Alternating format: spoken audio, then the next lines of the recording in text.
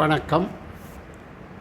புலமை பரிசில் பரீட்சைக்கு தயாராகும் மாணவர்களுக்கு ஏற்படும் சந்தேகங்களை என்னுடைய பயிற்சித்தாள்களிலும் கடந்த கால அரச பரீட்சை தாள்களிலும் ஏற்படும் சந்தேகங்களை என்னிடம் தெளிவு பெறும்படி நான் அதாவது ஞாயிற்றுக்கிழமை வகுப்பை ஒழுங்கு செய்திருக்கிறேன்.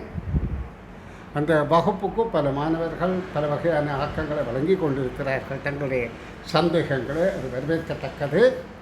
அந்த வகையில் ஒரு மாணவனால் அனுப்பப்பட்ட, அதாவது வாட்ஸ்அப் ஊடாக அனுப்பப்பட்ட சந்தேகம் தீர்க்கிற வினா ஒன்று பார்வையிடுவோம். இது வெற்றிக்கணி இதழ் 10 வினா இலக்கம் 1-2 வந்திருக்கின்றது. வினாத்தாள் 1 பின்வரும் தகவல்களை கொண்டு 1-2 ஆகிய வினாக்களை உரியபடியே தெரிவு செய்க.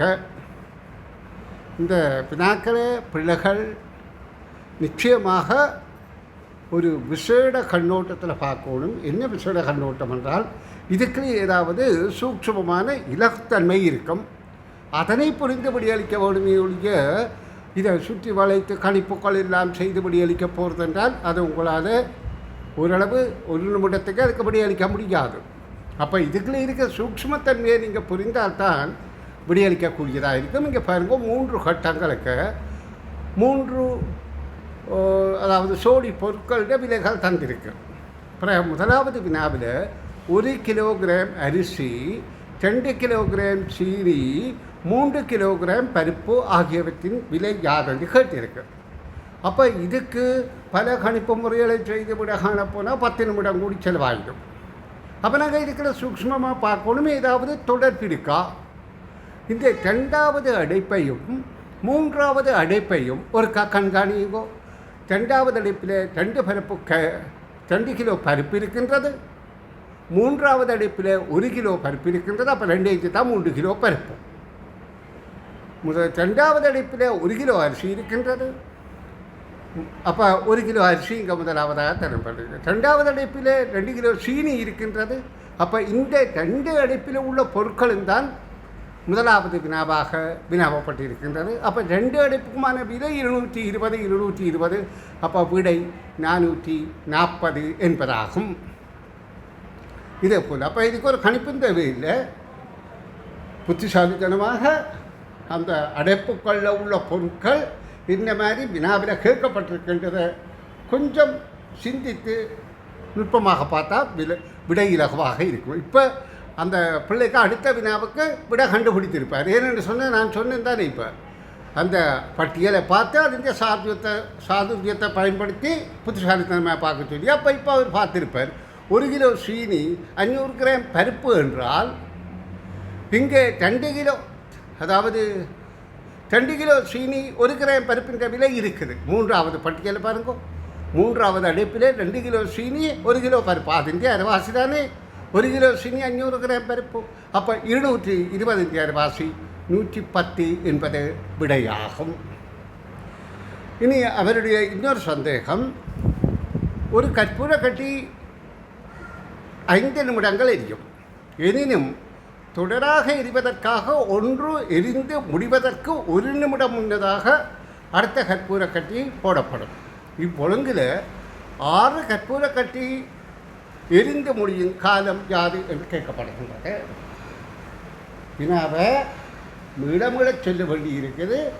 கொஞ்சம் உன்னிப்பாக பண்ணிக்கும். ஒரு கற்பூர கட்டி 5 நிமிடம் எரியுமாம்.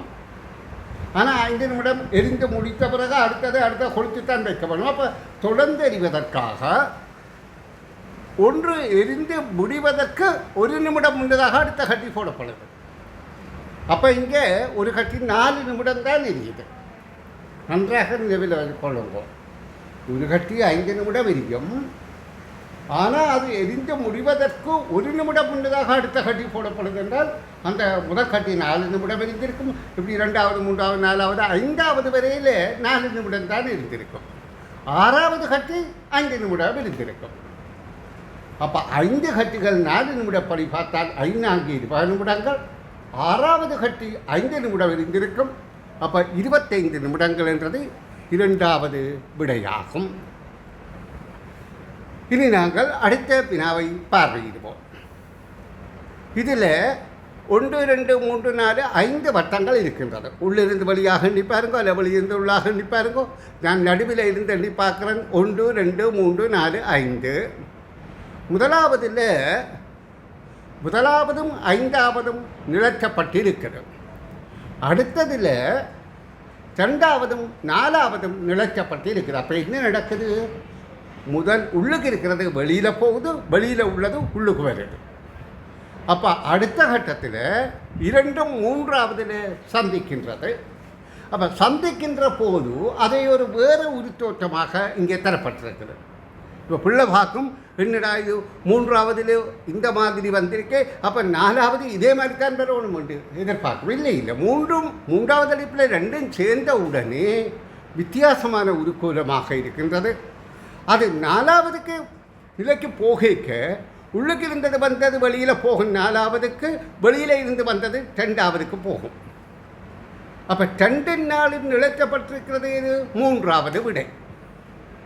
அதாவது 2வது நிலையில், இந்த விடையில் 2வது நிலையில் உள்ளதான் 4வது நிலையிலும் மீள வருகின்றது. ஏன் உள்ளிருந்து ஒன்று வெளிப்போகின்றது, வெளியிருந்து உள் ஒன்று வருகின்றது என்பதை கவனத்தில் கொள்ளுங்கள். இப்போ நான் இந்த பிள்ளைன்ற அடுத்த சந்தேகம் 29வது சந்தேகத்தை தெளிவுபடுத்துகிறேன், கவனியுங்கோ. இத்தாயக்கட்டையின் சிறிய தாயக்கட்டை குட்டிகளில் ஒரு முகமேனும் தெரியாத குட்டி ஒன்று உள்ளது. எனவே கீழுள்ள தாயக்கட்டையின் சிறிய தாயக்கட்டை குட்டிகளில் ஒரு முகமேனும் தெரியாத குட்டிகள் எத்தனை உள்ளன? ஆனால் இந்த பிள்ளைன்ற சந்தேகங்கள் எல்லாம் மிகவும் தரமான சந்தேகம். ஆனால் கொஞ்சம் உன்னிப்பாக அவதானிக்கணும் என்றதான் இதுக்கு சரியான விடை. இப்போ பாருங்க, இந்த தாயக்கட்டியை காட்டியிருக்கிறேன். அதாவது தாயக்கட்டி என்று சொன்னால் நீளந்தர அகலந்தர உயரம் சமன். அப்போ இதில் நீளம் 2, அகலம் 2, உயரம் 2, இது 2 4 4 2 8 கட்டைகள் தெரியணும். ஆனால் இந்த படத்தில் ஒரு முகமையும் தெரியாத கட்டி என்ற ஒன்று அந்த பிள்ளை மறைமுகமாக சிந்தித்தார். அதாவது இதுக்கு நிறமை பூசப்பட்டு விட்டு இதை வெட்டினால் 8 துண்டங்கள்லேயும் 3 முகங்கள் நிறந்திடப்பட்டிருக்கும். அப்போ இதில் அப்படி ஒரு முகமும் தெரியாத கட்டை இருக்குமென்று இல்லை. ஆனால் இதில் என்ன சொல்லப்படுது? இந்த தாயக்கட்டையின் ஒரு முகம் தெரியவில்லை என்பது இப்போ நாங்கள் இதில் பார்க்க எங்களுக்கு இங்கே 7 தாயக்கட்டிൻ്റെ சில தாயக்கட்டிൻ്റെ 3 முகம் தெரியுது, சிலதிൻ്റെ 2 தெரியுது, சிலதிൻ്റെ ஒரு முகம் மட்டும் தெரியுது. நல்லா உன்னிப்பாக பாருங்கோ. அந்த மேலே இருக்கிற ஒரு உச்சி மட்டும் 3 முகமும் தெரியுது ஒரு மூலையில். அடுத்ததெல்லாம் 12 முகமாக தெரியுது. அடுத்த ஒன்று மட்டும் ஆக பின்னுக்கு, அதாவது இடது பக்கம் உள்ளது ஒரு முகம்தான் தெரியுது. அப்போ அதுக்கு கீழே உள்ளது ஒரு முகமும் தெரியவில்லை. இதைத்தான் அந்த பிள்ளை கவனிக்க வேண்டும். அப்போ அதே போல் இது 3 தர 3 தர 3 என்றால் 3 9 1 3 27. இதில் எத்தனை சிறு குட்டிகள் ஒரு முகமும் தெரியவில்லை என்றால் 4. எப்படி? இது 27 குட்டிகள் தானே இருக்கணும். 3 9 27. இங்கே பாருங்கோ, முதல் வரிசையில் 9 குட்டிகளும் தெரிகின்றது. அடுத்த வரிசையில் 2 3 4 5 5 தெரிகின்றது. அடுத்த வரிசையிலேயும் 5 தெரிகின்றது. அப்போ 9 5 5 என்றால் 19 தெரிகின்றது. அப்போ 19 குட்டிகள் தெரியுதுன்றால் 27ல் 19 என்றால் தெரியாதது 8 குட்டி. அதென்ற கீழே உள்ளது. நன்று மாணவ செல்வங்களே, இந்த மாணவருக்கு நான் மிகுந்த நன்றியை தெரிவிக்கிறேன். காரணம் என்றால் இந்த பிள்ளை உண்மையில் நுட்பமாக முயற்சி செய்கிறது என்று தெரியுது. ஆனால் கொஞ்சம் நுட்பத்தை இன்னும் கூட்டிக் கொண்டால் நல்ல பெறுபேறு இவருக்கு நிச்சயமாக கிடைக்கும் என கூறிக்கொண்டு, இதே போல வினாக்களை பிள்ளைகளிடமிருந்து எதிர்பார்க்கின்றேன். நன்றி.